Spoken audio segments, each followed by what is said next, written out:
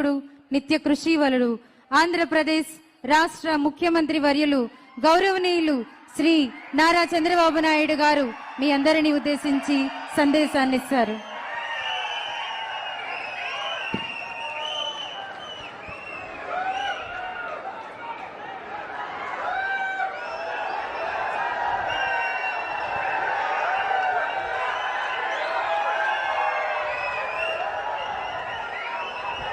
నేను ఈరోజు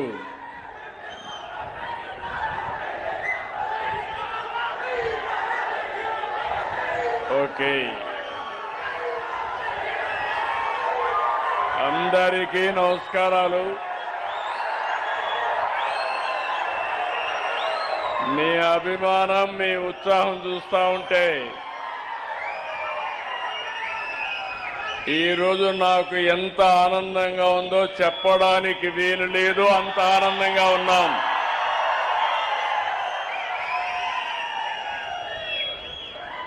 అప్పటి నుంచి చూస్తున్నా ఒక పక్క మా ఆడబిడ్డలు,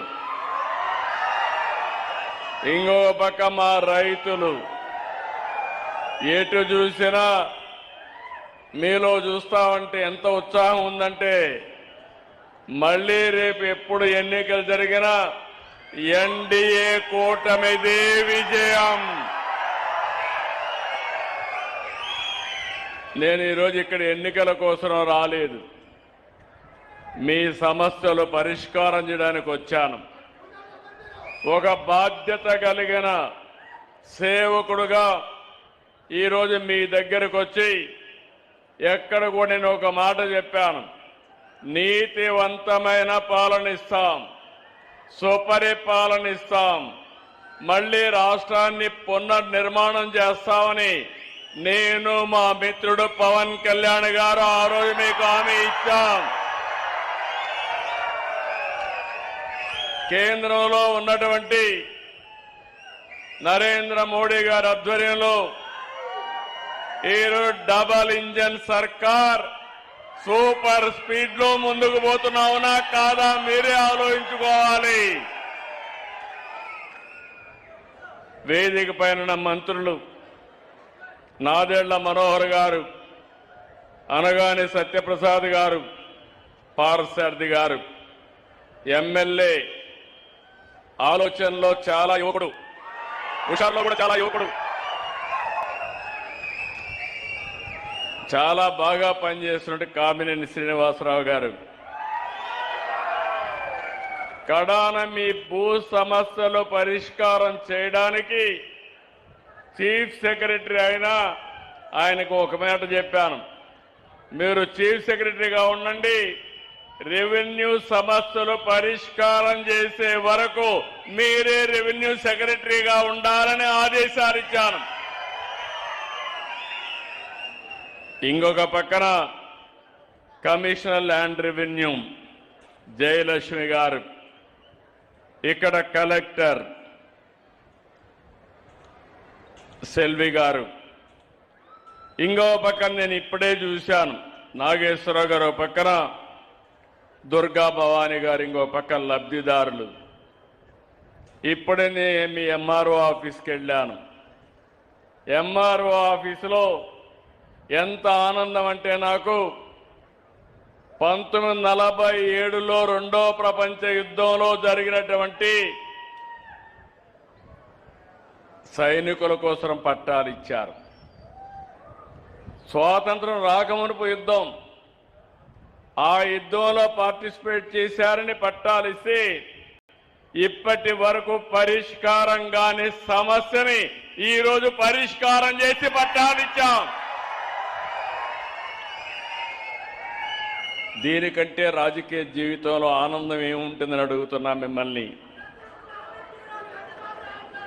ఎందుకంటే ఈరోజు నేను ఒకటే ఆలోచించాను, నేను చాలా సమస్యలపైన పోరాడుతున్నాను. అన్నింటికంటే ముఖ్యమైన సమస్య పట్టాదారు పాసు పుస్తకం. మీ భూమి, మీ హక్కు, వేరే వాళ్ళ పెత్తనం మీ భూమిపైన ఉండడానికి వీలు లేదు. మీ పట్టాదారు పాసు పుస్తకం పైన వేరే వాళ్ళ ఫోటో వేసుకోవడానికి అంతకన్నా వీలు లేదు.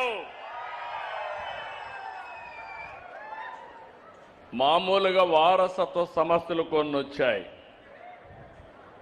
కొన్ని అధికారులు ఎప్పటికప్పుడు తప్పిదాల వల్ల కొన్ని సమస్యలు వచ్చాయి. 1924లో విధ్వంసం వల్ల మరిన్ని సమస్యలు వచ్చి జటిలమైపోయింది. ఎవరైనా సరే ఇష్టం లేకపోతే వాళ్ళ భూమిని ఇమ్మంటే ఇవ్వకపోతే 22A కింద పెట్టేశారు.